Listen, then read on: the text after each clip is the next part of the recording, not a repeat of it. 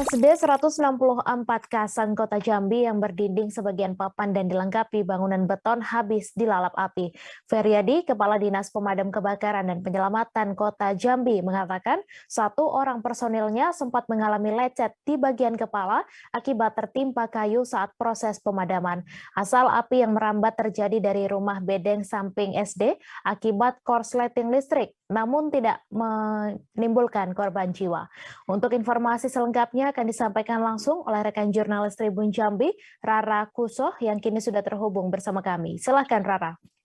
Ya, baik, Mei. Saat ini saya tengah berada di SD 164 Kasang, Kota Jambi. Yang tepatnya belakang saya ini adalah konstruksi beton, yang mana bangunan ini tidak hangus terbakar karena memang sebagian besar dari bangunan yang berkonstruksi papan itu hangus terbakar. Nah, informasi yang saya dapat tadi dari Kepala Dinas Pendidikan Kota Jambi, bahwasannya seluruh siswa besoknya akan diungsikan ke SD 190 Kota Jambi untuk melakukan pembelajaran.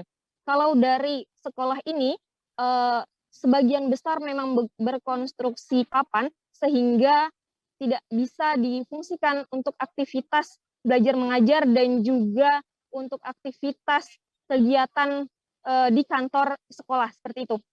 Lalu bersebelahan dengan ini ada juga bedeng, 2 bedeng ludes terbakar dan juga beberapa pohon di area sini terkena dari terpaan panasnya api yang membakar sekolah ini, membuat pohon-pohon di sekitar sini menguning, seperti itu.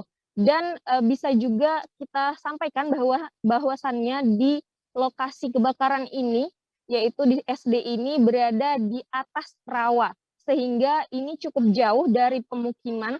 Memang tidak terlalu dilihat, tidak terlalu jauh, tetapi kalau untuk mengakses ke sini secara langsung, masyarakat perlu keluar dari rumah terlebih dahulu, karena di sini mayoritas rumah-rumah yang berdekatan dengan sini membelakangi sekolah atau SD 164 ini.